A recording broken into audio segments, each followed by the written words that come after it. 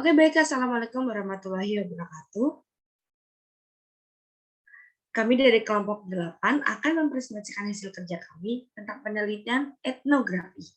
Di sini ada 5 anggota, ada saya sebagai moderator, ada Mutia Azara, ada Laili Sodikatul Jannah, ada Yuda, dan juga ada Riza Rizky Fatimah. Langsung saja mulai ke pembahasannya, silakan akan dilanjutkan oleh teman saya.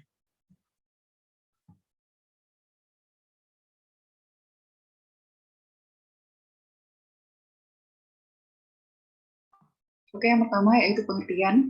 Etnografi di sini sendiri berasal dari bahasa Yunan, ethos dan graphos, yang berarti tulisan mengenai kelompok budaya.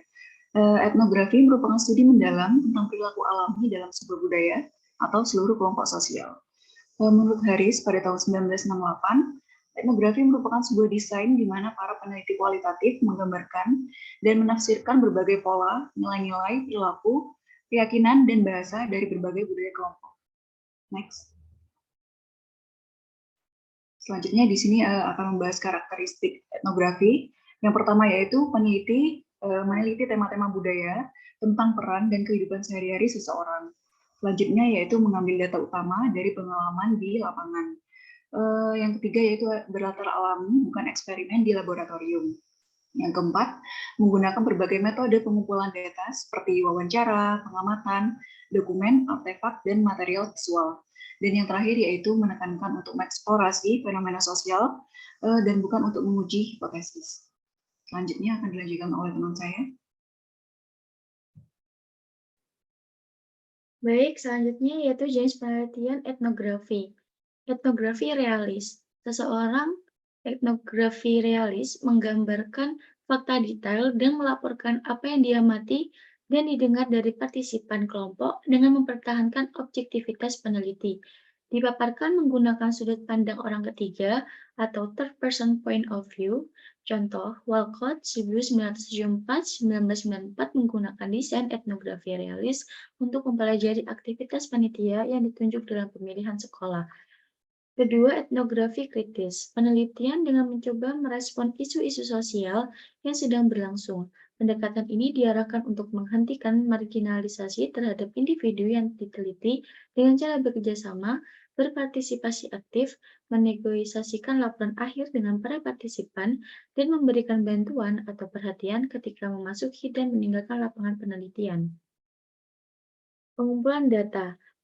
Proses pengumpulan data yang dilakukan pertama adalah observasi partisipan, kedua wawancara mendalam, ketiga dokumentasi, dan yang keempat rekaman suara atau video. Selanjutnya dilanjutkan oleh teman saya. Lalu ini adalah langkah-langkah penelitian. Yang pertama, identifikasi dan pemilihan suatu masalah serta penentuan fokus etnografi.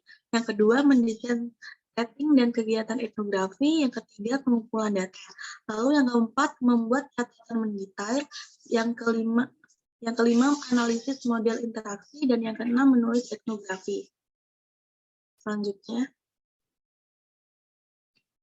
validasi pada penelitian etnografi. Yang pertama, validasi deskriptif. Mengacu pada keakuratan fakta yang dilaporkan oleh para peneliti. Lalu yang kedua, validasi interpretatif. Mengacu pada penggambaran makna yang dilampirkan oleh peserta pada apa yang sedang dipelajari oleh peneliti. Lalu yang ketiga, ada validitas teoritis. Menggambarkan sejauh mana penjelas teoretis yang dikembangkan dari studi penelitian sesuai dengan data. Selanjutnya dilanjutkan oleh teman saya. Selanjutnya, kelebihan dari etnografi. Yang pertama, etnografi sangat cocok untuk mempelajari budaya yang kompleks, interaksi masyarakat, pola tingkah laku, dan nilai, karena dengan keluar ke dunia dan mengamati hal-hal yang terjadi, mampu memberikan gambaran yang lebih akurat. Kemudian yang selanjutnya, mendapatkan atau memperoleh data dari sumber utama yang berarti memiliki tingkat validasi yang tinggi. Kemudian menghasilkan deskripsi yang kaya, penjelasan yang spesifik dan rinci.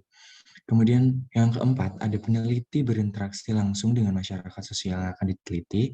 Dan yang terakhir, membantu kemampuan berinteraksi karena menuntut kemampuan bersosialisasi dalam budaya yang ia coba untuk dijelaskan. Next.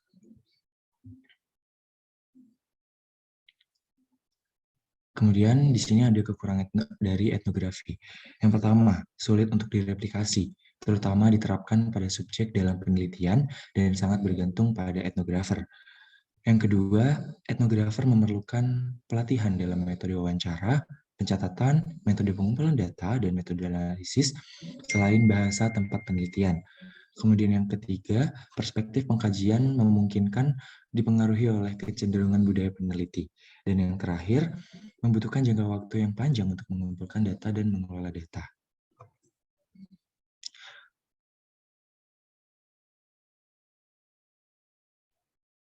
Oke, baik. Itu sekian presentasi dari kami.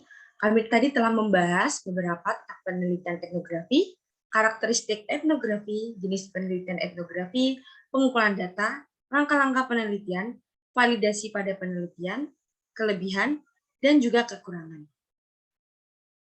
Terima kasih, sekian dari kami. Mohon maaf apabila ada salah kata, kurang lebihnya saya mohon maaf yang sebesar-besarnya dan terima kasih untuk Bapak dosen.